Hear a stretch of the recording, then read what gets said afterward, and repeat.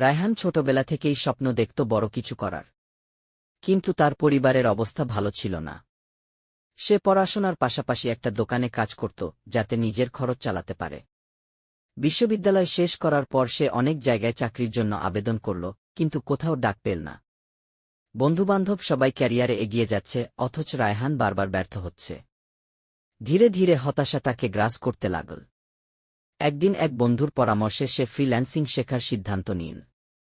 কিন্তু নতুন কিছু শেখার ধৈর্য তার ছিল না। কয়েকবার চেষ্টা করেও ব্যর্থ হল। একসময় হাল ছেড়ে দিতে চাইল, কিন্তু মনে পড়ল তার বাবার বলা কথা, শেষ চেষ্টা না করা পর্যন্ত তুমি ব্যর্থ নও। এই কথাটা মাথায় রেখেই সে আরও একবার চেষ্টা করল। প্রতিদিন নির্দিষ্ট সময় ধরে অনলাইনে দক্ষতা উন্নয়ন করল, ধৈর্য ধরে কাজ করল। 6 মাস পর প্রথম কাজ পেল মাত্র $100। কেউ হয়তো এটাকে বড় কিছু মনে করবে না, কিন্তু রায়হানের কাছে এটা ছিল এক বিশাল অর্জন। এই ছোট সফলতার পর তার আত্মবিশ্বাস বাড়ল। সে পরিশ্রম চালিয়ে যেতে লাগল এবং 1 বছর পর সে একটি বড় বিদেশি কোম্পানির ক্লায়েন্ট পেল। আজ রায়হান একজন সফল ফ্রিল্যান্সার, তার মাসিক আয় লাখের কাছাকাছি।